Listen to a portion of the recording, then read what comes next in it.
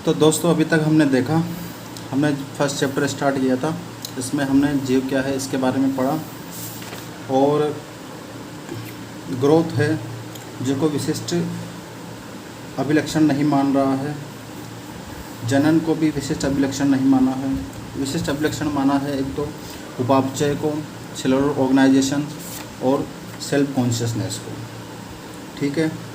और जब यहाँ पे हम पढ़ रहे थे तो मैंने यीस्ट को यहाँ पे बैक्टीरिया बोल दिया था, उसके लिए सॉरी। यीस्ट एक कवक है, एस्कोमाइसिटीज़ है, वो ध्यान नहीं रहा उस टाइम, दिमाग में चल रहा था फंजाई, लेकिन बोल रहा था बैक्टीरिया। Thank you. तो अब आगे बढ़ते हैं, इसके आगे चलते हैं हम। जीव जगत में विविधता, यहाँ से हम लाइन टू लाइन हर चीज़ को पढ़ने वाले हैं, और इम्पोर्टेंट को मैं आपको बता दूंगा, ठीक है। यहाँ से हमारा जो पार्ट है इम्पोर्टेंट वो शायद कुछ ज़्यादा स्टार्ट होने वाला है। यहाँ से क्वेश्चंस काफ़ी बनते हैं इस चीज़ में से। इसके बाद नोमेनक्लेचर आ जाता है, उसमें से भी क्वेश्चंस बनते हैं। तो देखते हैं इसको। यदि आप अपने आसपास के देखें तो आप जीवों की बहुत सी किस्में देखेंगे। ये किस्में गमले में उगने वाले पौधे, कीट, पक्षी, पालतू अथवा अन्य प्राणियों व पौधे हो सकती है।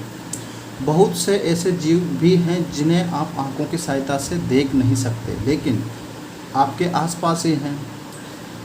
इसका मतलब ये है कि जैसा हम रह रहे हैं, हमारे आसपास बहुत सारे एनिमल्स हैं, जैसे कि बैक्टीरियाज़ हैं, फंगस हैं, ये कहीं ना कहीं हैं ही सही, लेकिन हम इन्हें आंखों से देख नहीं पाते।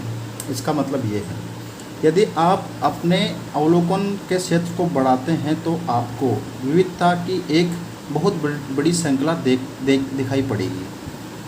पंखा थोड़ा कम कर देता हूँ।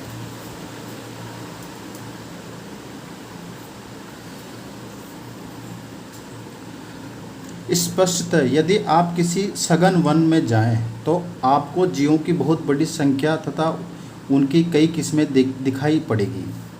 प्रत्येक प्रकार के पौधे, जंतु अथवा बीज जीव जो आप देखते हैं किसी एक जाति या जाति को ही इंग्लिश में स्पीशीज कहते हैं का प्रतीक है। अब तक की ज्ञात तथा वर्णित स्पीशीज की संख्या लगभग 1.7 मिलियन से लेकर 1.8 मिलियन तक हो सकती है। हम इसे जैविक विविधता अथवा पृथ्वी पर स्थित जीवों की संख्या तथा प्रकार कहते हैं। यानी कि पृथ्वी पर प्रेजेंट वह स्पीशीज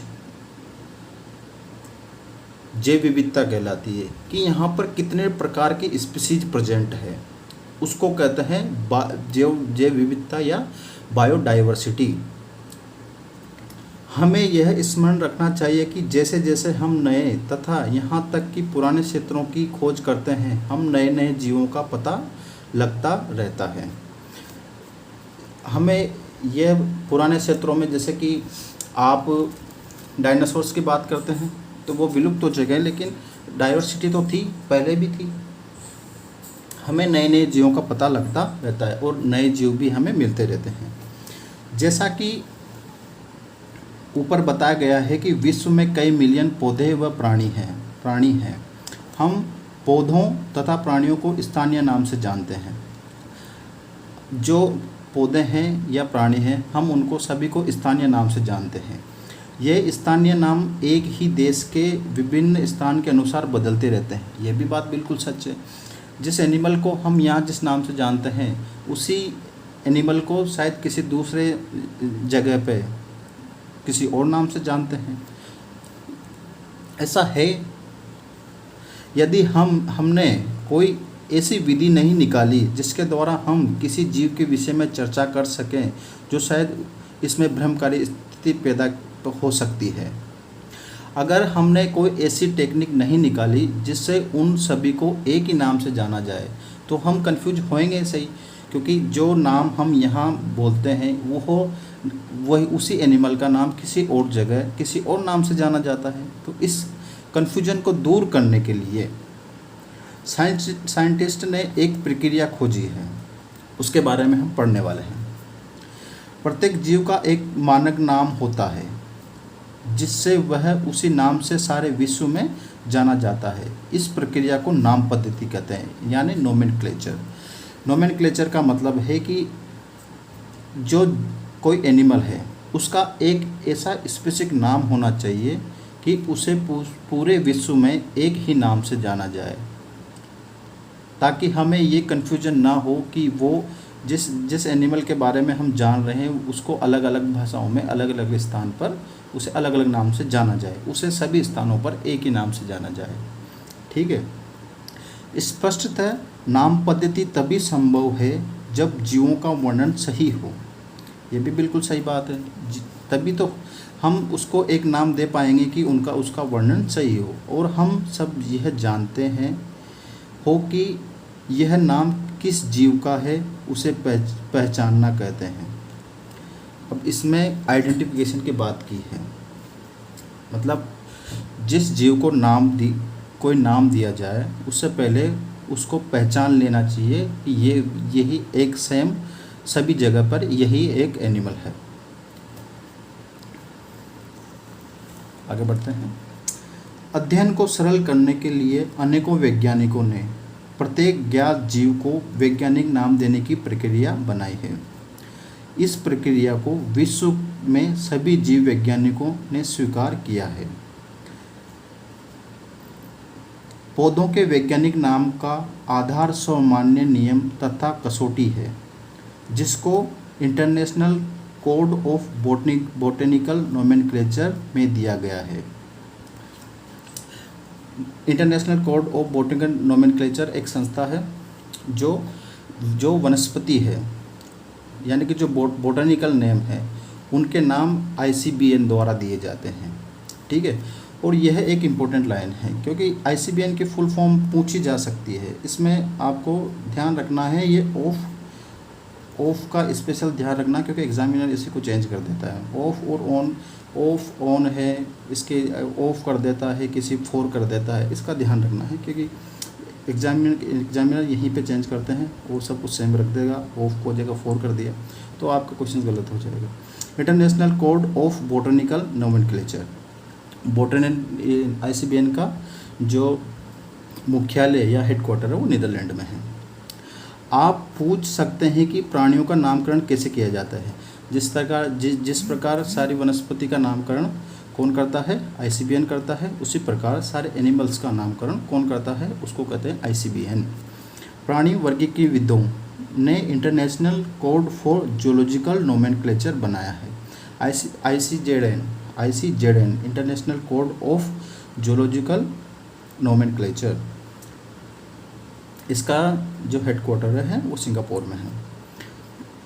वैज्ञानिक नाम की यह गारंटी है कि प्रत्येक जीव का एक ही नाम रहे। ICBN और ICZN दोनों वैज्ञानिक नाम देते हैं। वैज्ञानिक नाम की यह गारंटी है कि प्रत्येक जीव का एक ही नाम रहे।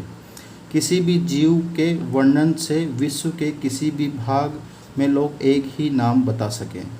वे यह सुनिश्चित करते हैं कि एक ही नाम किसी दूसरे जीव का ना हो। ठीक है। ये वैज्ञानिक नाम से यह डिसाइड करते हैं कि अगर उसको किसी, जैसे कोई एनिमल है, कि उसे एक नाम दिया जाए, उससे पूरे वर्ल्ड में उसे उसी नाम से जाना जाए। अगर उसके कैरेक्टर हम उन्हें बताएं तो वह उसे उस नाम से जान जाए कि यह ऑर्गेनिज्म है। ठीक है। और यह सुनिश्चित करते हैं कि जो नाम दिया गया है वो सिर्फ एक ही नाम दिया है, किसी दो ऑर्गेनिज्म के या दो एनिमल स्पीसीज के या सेम नाम ना दिए हों, दोनों के नाम अलग अलग हों। ठीक है। तो इसमें दोनों चीज़ें ये इम्पोर्टेंट है, प्राणी इंटरनेशनल कोड ऑफ ICBN और इनके नाम फुल फॉर्म ये आपको अच्छे से याद होना चाहिए, ICBN और ICZN। और इनके बारे में कुछ और डिटेल होगी बाद में तो मैं ज़रूर बताऊँगा। मैं सिर्फ NCERT का कोडिंग चल रहा हूँ, जो NCERT में है वो आपको बता रहा हूँ। जीव विज्ञानी ज्ञात जीवों के वैज्ञानिक नाम देने के लिए सार्वजनिक मान्य नियमों का पालन करते हैं। जीव विज्ञानी इनके द्वारा बनाए गए नियमों का पालन करते हैं। प्रत्येक नाम के दो घटक होते हैं। पहला वंश नाम या जीनस, और दूसरा जाति संकेत या स्पीसीज पद। यह है बहुत इम्पोर्टेंट है। ये द्विनाम पद्धति का जन्म हो चुका है यहाँ पे। अगर हम देखें इसे द्विनाम पद्धति 1 2 दो नाम पद्धति, इसे कहते हैं द्विनाम पद्धति। पहला इसमें वंश है वंश का यानी जीनस का, और दूसरा जाति का। इस प्रणाली को जिसमें दो नाम के दो घटक होते हैं उसे द्विनाम पद्धति कहते हैं। द्विनाम पद्धति किसके द्वारा सुझाई गई? लिनियस के द्वारा। इस नामकरण प्रणाली को कैरोलस लिनियस ने सुझाया गया। यह भी इम्पोर्टेंट है क्योंकि पूछा जाता है कि द्विनाम पद्धति का किसने सुझाया, तो हम कैरोलस लिनियस ने। कैरोलस लिनियस को फादर ऑफ टेक्सोनोमी कहते हैं, प्लांट और एनिमल दोनों। इनका उपयोग सारे विश्व के जीव वैज्ञानिक करते हैं। दो शब्दों वाली नामकरण प्रणाली बहुत ही सुविधाजनक है और इसको यूज करने का साधारण तरीका यही है क्योंकि ये सिंपल थी, इसलिए इसको सुझाया गया। 3 नाम 4 नाम बहुत कॉम्प्लिकेट हो जाते हैं, इसलिए इसको उनको एक्सेप्ट नहीं किया गया। 2 नाम बहुत सिंपल होते हैं, हो जाते हैं, इसलिए इसको सुझाया गया। 2 शब्दों वाली नामकरण प्रणाली बहुत ही सुविधाजनक है। आओ नेक्स्ट पेज पे चलते हैं, पेज नंबर 7। आपको नाम के उदाहरण द्वारा वैज्ञानिक नाम देने की विधि को समझाते हैं। अब इसमें हम समझते हैं कि वैज्ञानिक नाम कैसे दिया जाता है। जैसे कि आम का पौधा, आम आपने सबने देखे ही होंगे। आम का पौधा होता है, द्विबीजपत्री पादप है, इसको कहते हैं आम। आम का वैज्ञानिक नाम मेजिफेरा इंडिका है। अब यहाँ पे उसका वैज्ञानिक नाम दिया गया है मेजिफेरा इंडिका। तब आप यह देख सकते हैं कि इस नाम में कैसे द्विपद हैं। इस नाम में मेजिफेरा वंश है, वंश नाम है, जबकि इंडिका एक विशिष्ट स्पीसीज अथवा जाति संकेत पद है। जो इसमें पहला है मेजिफेरा, वो है वंश नाम या जीनस, और दूसरा है इंडिका जो है स्पीसीज। ठीक है, जीनस और स्पीसीज यहाँ पे मैंने लिख रखा है। यह क्रम एग्ज़ाम में पूछ लिया गया है कि जीनस और स्पीसीज को उलटफेर करके या किसी और ऑप्शन बना के दे दिया जाता है। तो ये चीज़ आपको ना फर्स्ट में हमेशा जीनस और सेकंड स्पीसीज। नाम पद्धति के अन्य सार्वजनिक नियम निम्नलिखित हैं। जो नामकरण के नियम हैं वो इस प्रकार दिए गए हैं। वैज्ञानिक नाम आपको ये भी याद रखने हैं, सारे इंपॉर्टेंट हैं इसमें से पूरे के पूरे। ठीक है। जैविक नाम प्राय लैटिन भाषा में होते हैं। लैंग्वेज कौन सी है इनकी? लैटिन भाषा में होते हैं और तिरछे अक्षरों में लिखे जाते हैं। यहाँ पे आप देख सकते हैं तिरछे अक्षरों में लिखा है। इनका उद्भव चाहे कहीं से भी हुआ हो, इन्हें लैटिनीकरण अथवा इन्हें लैटिन भाषा का व्युत्पन्न समझा जाता है। तिरछे अक्षरों में लिखा जाता है और लैटिन में लिखा जाता है। दूसरा, अब पॉइंट नंबर 2, जैविक नाम में पहला शब्द वंश नाम होता है और जबकि दूसरा शब्द जाति संकेत पद होता है। यह लाइन बहुत इंपॉर्टेंट है। इसे पहला वंश होता है, दूसरा जाति होता है। पहला वंश और दूसरा जाति, इसको भूलना नहीं है, हमेशा यही याद रखना है। पहला वंश होगा और दूसरा जाति होगा। इस मेजिफेरा इंडिका में आप देख चुके हैं। पहला अक्षर जो वंश का नाम का होता है वह बड़े अक्षर में होना चाहिए, जबकि जाति संकेत पद में जो छोटा अक्षर होना चाहिए। मेजिफेरा इंडिका के उदाहरण में इसकी व्याख्या कर सकते हैं। अब यो है कि जैसे पहला मेजिफेरा, जो वैज्ञानिक नामकरण को इंग्लिश में लिखते हैं, तो यहाँ पे इंग्लिश में नहीं दिया गया है। मैं आपको इसी में दिखाऊंगा कि मैं लिखूँगा तो आपको यकीन नहीं होगा। कहीं होगा इंग्लिश यार, हिंदी एनसीईआरटी में कहीं इंग्लिश ढूंढ रहा हूँ मैं। ठीक है, आपको समझ नहीं। जो वंश छोड़ो उसको बात, जो वंश का नाम होगा इसमें समझते हैं।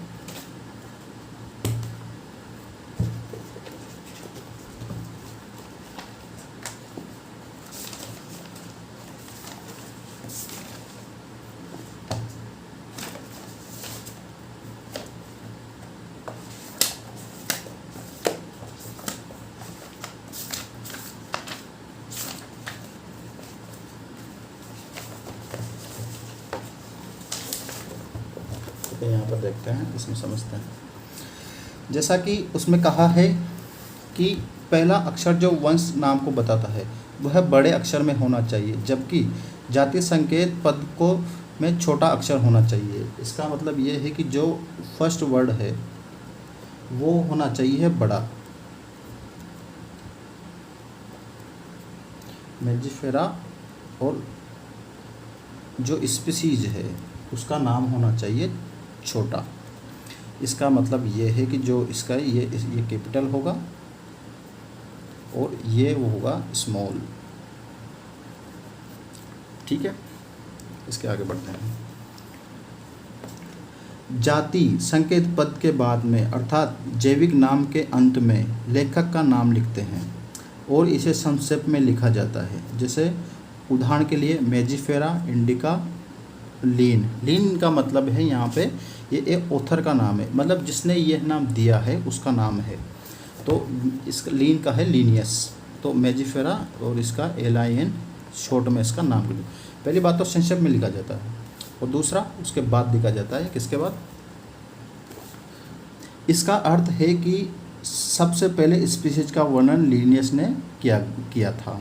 इसका मतलब ये है कि इसका नाम सबसे पहले लीनियस ने दिया था, इसलिए इसके बाद में शॉर्ट में लिखते हैं। ठीक है, ये सारी चीज़ समझ में आए। ये चीज़ें इम्पोर्टेंट है, ये पूछा जाता है as a statement, as a कैसे भी बन सकती है, तो इसका ध्यान रखना है। चलते हैं नेक्स्ट पैराग्राफ पे। यद्यपि सभी जीवों का अध्ययन करना असंभव है। ये तो आप जानते हैं कि इतना बड़ा डाइवर्सिटी है, इतना है, तो उनका सबका असंभव है। इसलिए ऐसी युक्ति बनाने की आवश्यकता है जो इसे संभव कर सके।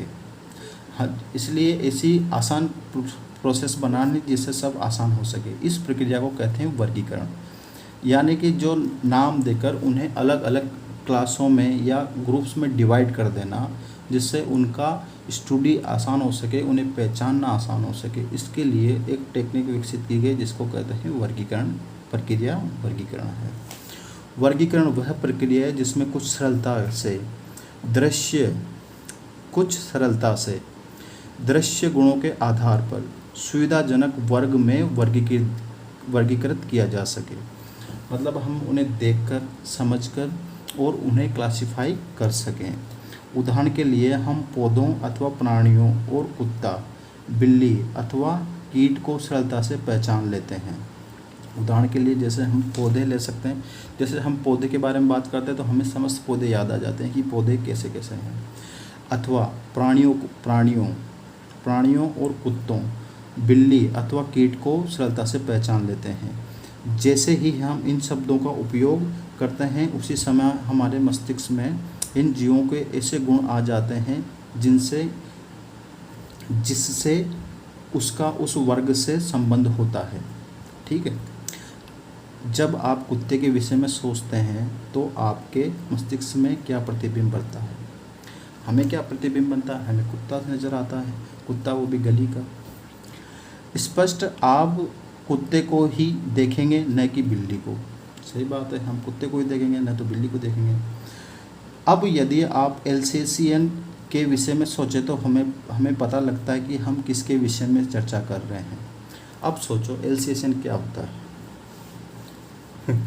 क्या वर्ड निकाला है। अगर हम एल्सेशियन की बात करें तो एल्सेशियन होता है जर्मन शेपर्ड। ठीक है, जर्मन शेपर्ड होता है एल्सेशियन का मतलब। तो जो स्पीसीज है कुत्ते की, एक वैरायटी है जर्मन शेपर्ड, कुत्ते की वैरायटी है। इसके बारे में कहा गया है कि एल्सेशियन क्या है? कुत्ता है जर्मन शेपर्ड।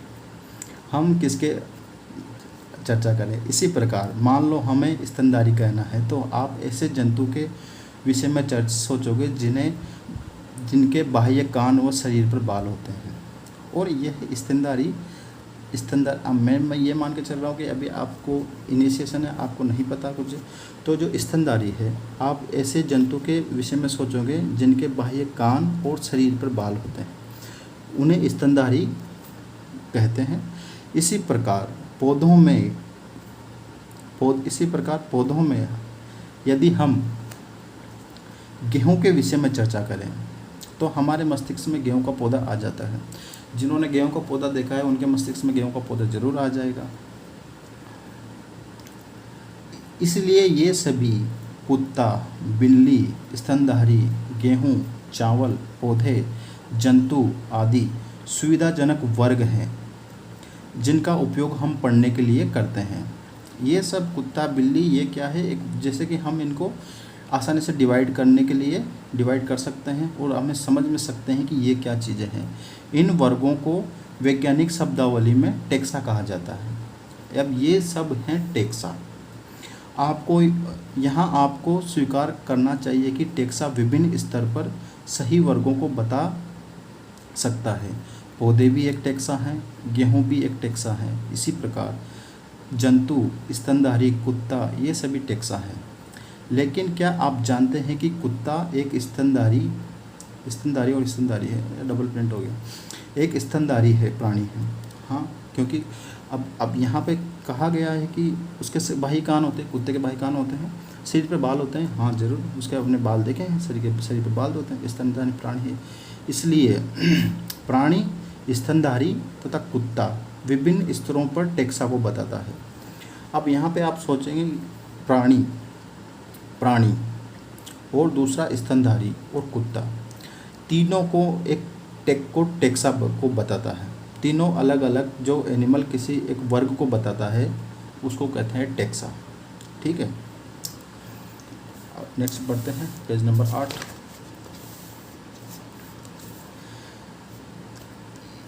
इसलिए गुणों के आधार पर सभी जीवों को विभिन्न टेक्सा में वर्गीकृत कर सकते हैं। इसलिए गुणों के आधार पर सभी जीवों को विभिन्न टेक्सा में वर्गीकृत किया जाए, यानी कि विभिन्न वर्ग में वर्गीकृत कर सकते हैं। गुण जैसे प्रकार, किस प्रकार का है, रचना, उसकी रचना कैसी है, कोशिका की रचना, कोशिका की सेल किस टाइप का, जैसे बैक्टीरिया प्रोकैरियोट है और ये इधर यूकैरियोट है।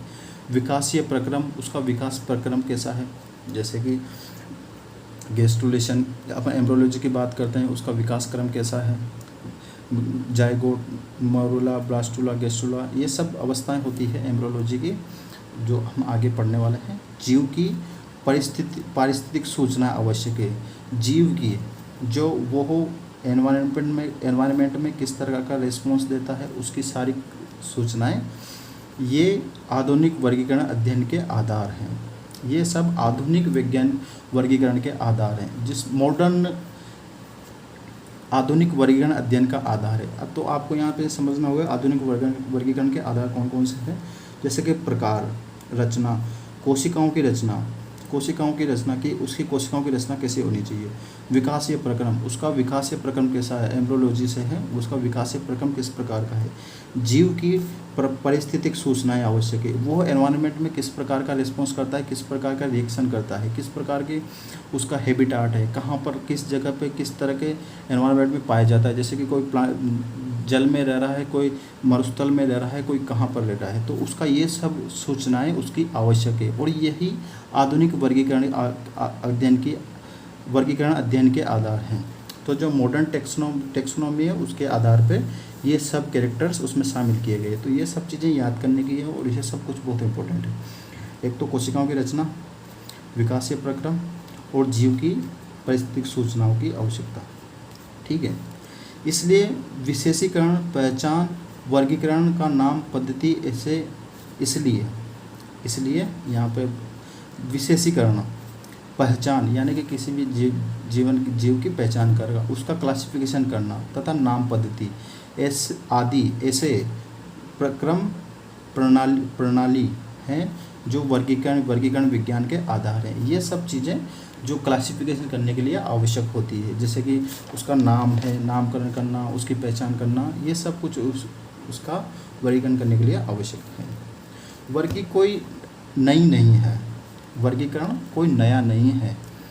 मानव सदैव विभिन्न प्रकार के जीवों के विषय में अधिकाधिक जानने का प्रयत्न करता रहा है, विशेष रूप से उसके विषय में जो उसके लिए अधिक उपयोगी थे। आदिम मानव को अपनी मूलभूत आवश्यकताओं जैसे भोजन, कपड़े तथा आश्रय के लिए नए नए स्रोत खोजने पड़ते थे, इसलिए विभिन्न जीवों के वर्गीकरण का आधार उपयोग पर आधारित था। मतलब जो पुराने समय में वर्गीकरण का जो आधार था वो उपयोग के आधार पर था। अब जबकि अपन जो आधुनिक वर्गीकरण का आधार है वो यहाँ ऊपर देख लिया हमने, और जो पुराने वर्गीकरण का आधार था वो उपयोग के आधार पर था। जैसे कि कोई जैसे भोजन है, भोजन के आधार पर उन्होंने सारी सब्जियों को अलग कर लो, आलू बैंगन टमाटर ये सारी सब्जियां उन्होंने उपयोग के आधार पर उनको किस में डिवाइड कर दिया, सब्जियों में डिवाइड कर दिया। और जैसे गेहूं चावल ये सारे खाद्यान्न में, तो उनको खाने की चीज़ों में डिवाइड कर दिया। कोई जैसे आश्रय, उनको किस तरह का से आश्रय मिलता था उस तरह से। लेकिन आधुनिक वर्गीकरण में इन सब को अलग अलग तरह का उनकी कोशिकाओं की रचना, उनके विकास क्रम, जीव की पारिस्थितिक सूचनाएं आदि सब प्राप्त करके उनका वर्गीकरण किया जाता है। ठीक है। काफ़ी समय से मानव विभिन्न प्रकार के जीवों के विषय में जानने और उनकी विविधता सहित उनके संबंध में रुचि लेता रहा है। अध्ययन की इस शाखा को वर्गीकरण सिस्टेमेटिक्स कहते हैं। अध्ययन की इस शाखा को वर्गीकरण, अध्ययन की इस शाखा को पद्धति और जो ये सब कुछ करने के लिए जो आवश्यक है, या ये सब कुछ करने के लिए उनको वर्गीकरण किया जाता है, इसका अध्ययन आसानी से करने के लिए उनको डिवाइड किया गया है। तो उनकी अध्ययन की इस शाखा को वर्गीकरण पद्धति या सिस्टेमेटिक्स कहा जाता है। सिस्टेमेटिक शब्द लैटिन शब्द सिस्टेमा से आया है। सिस्टेमेटिक शब्द किससे आया है? सिस्टेमा से आया है, जिसका अर्थ है जीवों की नियमित व्यवस्था। जीवों की नियमित व्यवस्था, जीवों की यानी उन्हें नियमित रूप से व्यवस्थित करना कि किस, ये सब चीज़ें अभी जस्ट आगे आने वाली है, आपको हर चीज़ समझ में आ जाएगी। बस यहाँ पे इतना समझ लो कि उन्होंने इस सभी जीवों को इस प्रकार व्यवस्थित क्रम में करना है कि हम उन्हें आसानी से समझ सकें, उन्हें आसानी से उनका अध्ययन कर सकें। ठीक है। लीनियस ने अपने पब्लिकेशन का टाइटल सिस्टेमा नेचुरा चुना, और ये जो वर्ड है सिस्टेमेटिक ये भी लीनियस ने ही दिया है। लीनियस ने अपनी पब्लिकेशन का टाइटल सिस्टेमा नेचुरा चुना। यह लाइन इंपॉर्टेंट है। लीनियस की बुक का नाम जो उन्होंने पूछा है सिस्टेमा नेचुरा, ये पूछा गया है। ठीक है। वर्गीकरण पद्धति में सबसे पहले पहचान की जाती है, नाम पद्धति, फिर उसके बाद उसका वर्गीकरण किया जाता है, को शामिल किया जाता है। इसके क्षेत्र को बढ़ा दिया गया है। वर्गीकरण पद्धति में जीवों का विकासीय संबंध का भी ध्यान रखा जाता है। यहाँ पे ये चीज़ लाइन अच्छी है कि वर्गीकरण पद्धति में जीवों के विकासीय संबंध का भी अध्ययन रखा जाता है। मतलब किसी भी जीव को वर्गीकरण करने से पहले उसकी विकासीय अवस्था की, वो किन प्रकार के जीवों से उसका विकास हुआ है, उसका विकास कैसा चल रहा है, इस प्रकार की समस्त बातें इस चीज़ में ध्यान रखी जाती है। ठीक है। तो यहाँ पे हमने देखा सबसे बड़ी बात तो ये है वर्गीकरण के जो पुराने तरीके हैं, वर्गीकरण कैसे किया जाता है, उपयोग के आधार पर। इसमें हमें बस इतना सा है कि उपयोग के आधार पर। और जो आधुनिक वर्गीकरण के अध्ययन के आधार हैं वो हैं उस प्रकार, रचना, शरीर रचना होती है, कोशिका के प्रकार, कोशिका किस प्रकार की है, विकासीय प्रक्रम, उसका विकासीय प्रक्रम, इवोल्यूशन किस टाइप का, या एम्ब्रियोलॉजी किस प्रकार की है, जीव की पारिस्थितिक सूचनाएं, उसको एनवायर किस प्रकार के हैबिटेट में या वो रहता है। तो ये सब बातें ध्यान रखी जाती है। और अगर इधर हम देखें तो इसमें हम देखते हैं ICBN और ICGN का नाम आपको याद रखना है। द्विनाम पद्धति में पहला वंश नाम, दूसरा जाति, ये चीज़ भी स्पेशली ध्यान रखने की है। और इनके कुछ नियम हैं, ये नियम बिल्कुल आपको करेक्ट ध्यान रखने हैं। लैटिन भाषा में हो, तिरछे हो, पहला वंश नाम दूसरा जाति हो, लिखते यार ये लाइन रहेगी सही। जैविक नाम को जब हम हाथ से लिखते हैं तब दोनों शब्दों को अलग अलग रेखांकित अथवा छपाई में तिरछा लिखना चाहिए। यह रेखांकन उनके लैटिन उद्भव को लिखा जाता है। मतलब जैसे कि हमने वो नाम लिखा था, जैसे कि अगर हाथ से लिखते हैं उस नाम को, जैसे कि हमने इसको हाथ से लिखा तो इसको हाथ से लिखने से इसे अंडरलाइन किया जाता है। ठीक है। ये चीज़ हमें समझने की है, इसको अंडरलाइन करना इसका लैटिन का उद्भव को समझाता है। ठीक है। और जब छपाई के वक्त इनको टेढ़ा लिखा जाता है। हमने हाथ से लिखा है तो उसको नीचे अंडरलाइन कर दो, और अगर छपाई की जाए तो उसे टेढ़ा लिखा जाए। ठीक है। इसलिए यहाँ पे अंडरलाइन नहीं किया गया क्योंकि ये प्रिंटेड है, और जब इसे हाथ से लिखा जाता है तो उसके नीचे अंडरलाइन किया जाती है। ठीक है। तो हमारा आज ये 1 पॉइंट टॉपिक जीव जगत में विविधता समाप्त हो गया।